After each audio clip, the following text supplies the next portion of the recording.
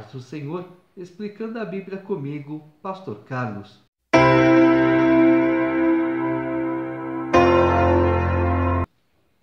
Isaías capítulo 15.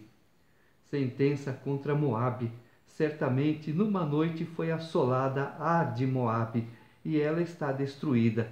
Certamente numa noite foi assolada Kir de Moabe, e ela está destruída. Sobe-se ao templo e a Dibom, aos altos para chorar. Nos montes Nebo e Medeba lamenta Moabe. Todas as cabeças se tornam calvas e toda a barba é rapada. Há uma certa humilhação, uma certa vergonha quando as pessoas tinham seus cabelos e barbas cortados. Cingem-se de panos de saco nas suas ruas, nos seus terraços e nas suas praças andam todos uivando e chorando abundantemente. Tanto Hesbom como Eleale andam gritando, até Jaza se ouve a sua voz. Por isso os armados de Moabe clamam, a sua alma teme dentro dele. O meu coração clama por causa de Moabe, cujos fugitivos vão até Zoar, novilha de 3 anos. Vão chorando pela subida de Luíte, e no caminho de Oronaim levantam grito de desespero, porque as águas de Ninrim desaparecem, seca-se o pasto, acaba-se a erva e já não há verdura alguma, pelo que o que pouparam, o que ganharam e depositaram eles mesmos, levam para além das torrentes dos salgueiros, porque o pranto rodeia os limites de Moabe, até Eglaim chega o seu clamor, e ainda até Beer-Elim o seu lamento, porque as águas de Dimom estão cheias de sangue, pois ainda acrescentarei a Dimom, leões contra aqueles que escaparem de Moabe e contra os restantes da terra. É uma sentença dura contra esta cidade. Capítulo 16. Enviai cordeiros ao dominador da terra, desde Sela pelo deserto até o monte da filha de Sião. Como pássaro espantado, lançado fora do ninho, assim são as filhas de Moabe nos vales de Arnon, que dizem: dá conselhos, escuta o juízo e faze a tua sombra no pino do meio-dia como à noite. Esconde os desterrados e não descubras os fugitivos. Habitem entre ti os desterrados de Moabe, serve-lhes de esconderijo contra o destruidor. Quando o homem violento tiver fim, a destruição for desfeita e o opressor deixar a terra, então um trono se firmará em benignidade, e sobre ele, no tabernáculo de Davi, se assentará com fidelidade um que julgue, busque o juízo e não tarde em fazer justiça. Temos ouvido da soberba de Moabe, soberbo em extremo, da sua arrogância, do seu orgulho e do seu furor, e sua jactância é vã. Portanto, uivará Moabe, cada um por Moabe, gemereis profundamente, abatidos pelas pastas de uvas de Kiriate Azerete, porque os campos de Hesbom estão murchos, os senhores das nações talaram os melhores ramos da vinha de Sibna, que se estenderam até Jazer, e se perderam no deserto, sarmentos que se estenderam e passaram além do mar. Pelo que prantearei com o pranto de Jazer a vinha de Sibna. Regar-te-ei com as minhas lágrimas, ó Hesbom, ó Eleale, pois sobre os teus frutos de verão e sobre a tua vindima caiu já dos inimigos o eia, como o de pisadores. Fugiu a alegria e o regozijo do pomar, nas vinhas já não se canta, nem há júbilo algum. Já não se pisarão as uvas nos lagares. Eu fiz cessar o eia dos pisadores, pelo que por Moabe vibra como harpa o meu íntimo, e o meu coração por Kir-Eres. Ver-se-á como Moabe se cansa nos altos, como entra no santuário a orar e nada alcança. Esta é a palavra que o Senhor há muito pronunciou contra Moabe. Agora, porém, o Senhor fala e diz: dentro de 3 anos, tais como os de jornaleiros, será envelhecida a glória de Moabe, com toda a sua multidão, e o restante será pouco, pequeno e débil. Quando Deus aniquila uma cidade, um povo, ele sempre deixa algum remanescente para que a história seja contada e o nome do Senhor seja glorificado. Já comentei em alguns vídeos anteriores que eu encontrei um egípcio e, por curiosidade, não por dúvida, eu perguntei para ele se o que aconteceu é verdade. Ele falou: é. Então as pragas, a abertura do mar, é verdade. E se você for atrás, fazer pesquisas, você vai encontrar muita coisa, viu? Muita coisa que a arqueologia está achando. Não porque eles querem provar que houve o fato. Não, porque as evidências estão aí. Tudo está aí. E Deus deixou para quê? Para que a glória dele seja engrandecida, para que ele seja glorificado. Então, você quando procurar alguma coisa assim referente a Deus, veja que aquilo é verdade. E Deus deixou para quê? É como nós vamos ver agora no capítulo 17.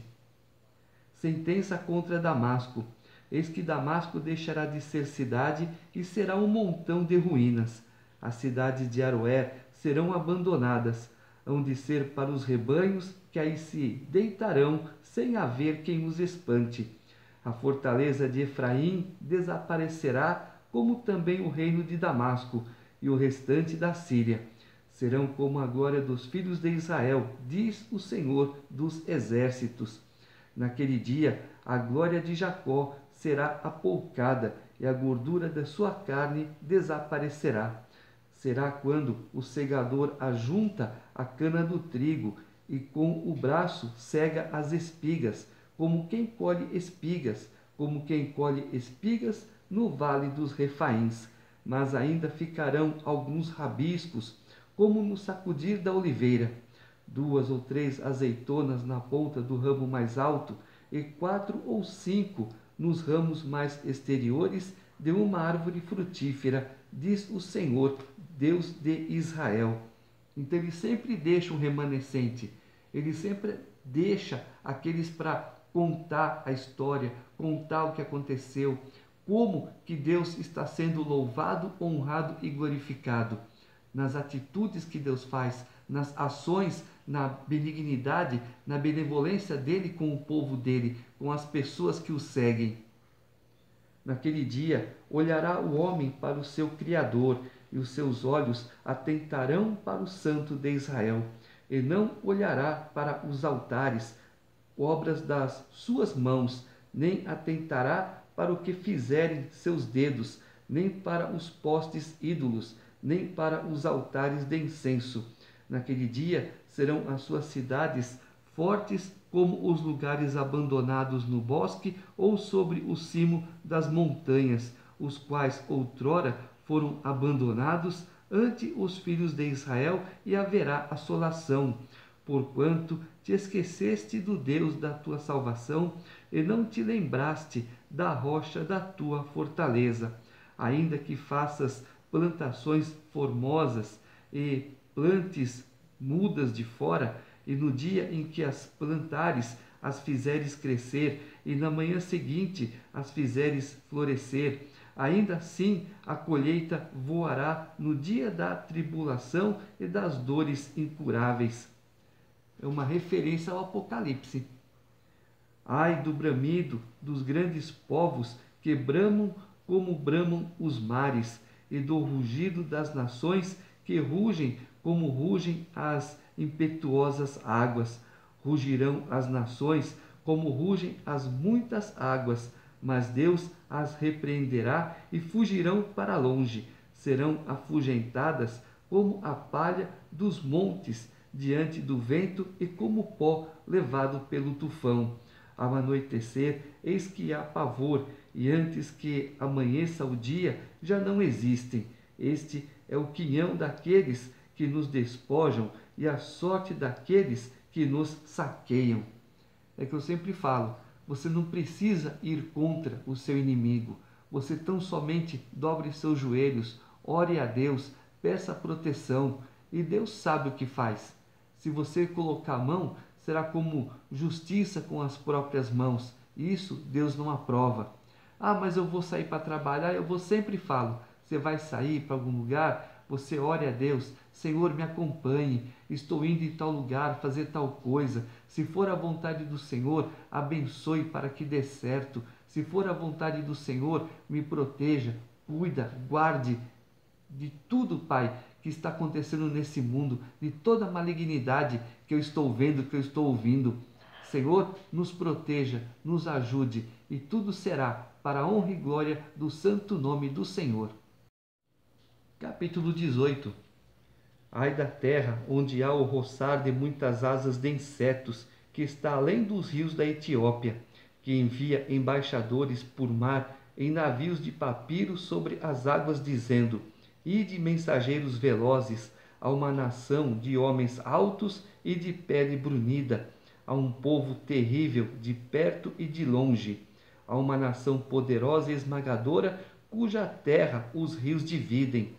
Vós, todos os habitantes do mundo, e vós, os moradores da terra, quando se arvorar a bandeira nos montes, olhai, e quando se tocar a trombeta, escutai.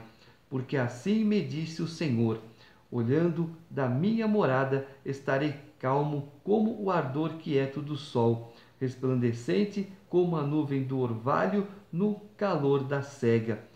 Porque antes da vindima, caída já a flor, e quando as uvas amadurecem, então podará os sarmentos com a foice e cortará os ramos que se estendem. Serão deixados junto às aves dos montes e os animais da terra. Sobre eles verenearão as aves de rapina, e todos os animais da terra passarão o inverno sobre eles. Naquele tempo será levado um presente ao Senhor dos Exércitos por um povo de homens altos e de pele brunida, povo terrível de perto e de longe, por uma nação poderosa e esmagadora, cuja terra os rios dividem, ao lugar no nome do Senhor dos Exércitos, ao monte Sião. Deus está sentenciando a Etiópia, um povo alto de pele brunida, mas também lá no final do capítulo ele está dizendo que este mesmo povo alto de pele brunida estará levando ofertas para o Senhor lá no Monte Sião. Capítulo 19. Sentença contra o Egito. Eis que o Senhor, cavalgando uma nuvem ligeira, vem ao Egito. Os ídolos do Egito estremecerão diante dele, e o coração dos egípcios se derreterá dentro deles. Porque farei com que egípcios se levantem contra egípcios, e cada um pelejará contra o seu irmão, e cada um contra seu próximo, cidade contra cidade, reino contra reino. O espírito dos egípcios se esvaecerá dentro deles, e anularei o seu conselho. Eles consultarão os seus ídolos, e encantadores, e necromantes e feiticeiros. Entregarei os egípcios nas mãos de um senhor duro, e um rei feroz os dominará, diz o Senhor dos exércitos. Secarão as águas do Nilo, e o rio se tornará seco e árido. Os canais exalarão mau cheiro, e os braços do Nilo diminuirão e se esgotarão. As canas e os juncos se murcharão. A relva que está junto ao Nilo, junto às suas ribanceiras, e tudo o que foi semeado junto dele se secarão, serão levados pelo vento e não subsistirão. Os pescadores gemerão, suspirarão todos os que lançam anzol ao rio, e os que estendem rede sobre as águas desfalecerão. Consternar-se-ão os que trabalham em linho fino, e os que tecem pano de algodão. Os seus grandes serão esmagados, e todos os jornaleiros andarão de alma entristecida. Jornaleiro é um tipo de trabalhador. Na verdade, são nécios os príncipes de Zoan, os sábios conselheiros de Faraó dão conselhos estúpidos. Como, pois, direis a Faraó: sou filho de sábios, filho de antigos reis? Onde estão agora os teus sábios?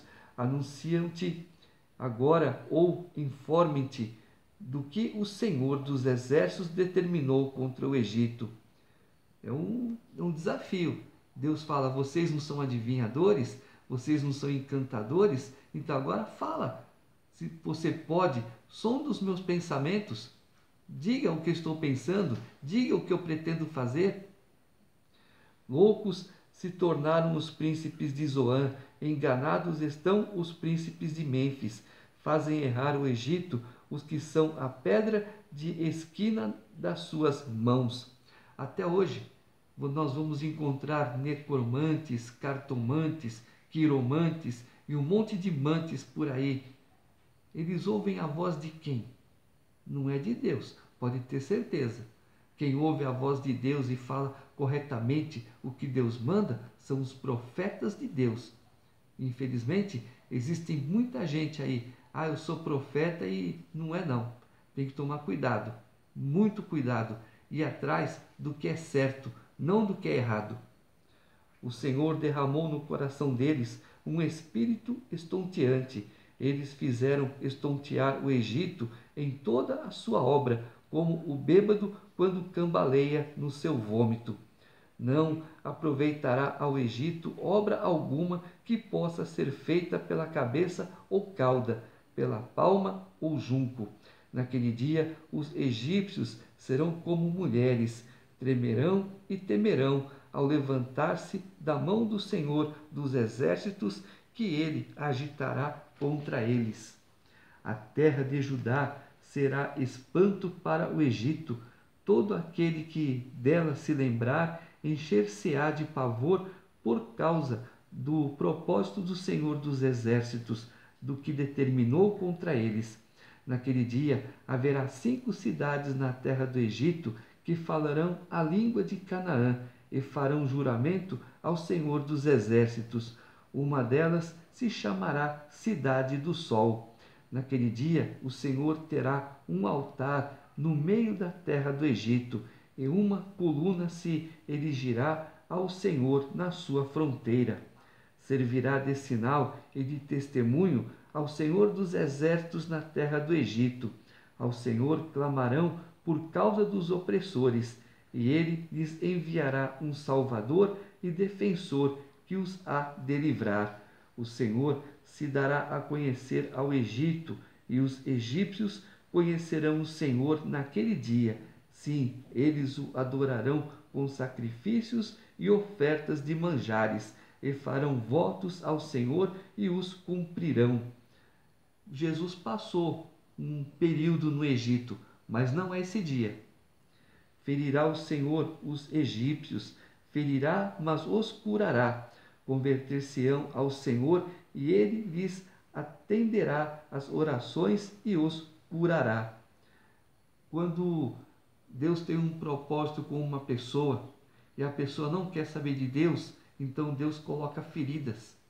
Aí a pessoa reconhece que aquelas feridas são de Deus e fala: Senhor, a partir de agora eu te sigo, eu te sirvo. O que Deus faz? Deus cura, Deus torna como novo. Naquele dia haverá estrada do Egito até a Síria. Os assírios irão ao Egito e os egípcios à Síria. E os egípcios adorarão com os assírios. Naquele dia Israel será o terceiro com os egípcios e os assírios, uma bênção no meio da terra, porque o Senhor dos Exércitos os abençoará, dizendo: Bendito seja o Egito, meu povo, e a Síria, obra de minhas mãos, e Israel, minha herança. O Senhor abençoaria o Egito, a Síria e Israel. Os habitantes do Egito e da Assíria se tornariam adoradores do Senhor, o Deus de Israel, que seria reconhecido como Deus de toda a terra. Esta passagem apresenta uma forte ênfase missionária. O futuro traria o cumprimento da promessa feita a Abraão. O Egito e a Síria, dois dos piores inimigos do povo de Deus, se uniriam a Israel para ser bênção para o mundo. Então aqui é uma obra missionária. Os missionários vão ao Egito, vão à Síria falar de Deus. Eles entendem que Israel segue o único e verdadeiro Deus, e os dois se convertem e se unem a Israel para fazer o quê? A divulgação do nome do Senhor.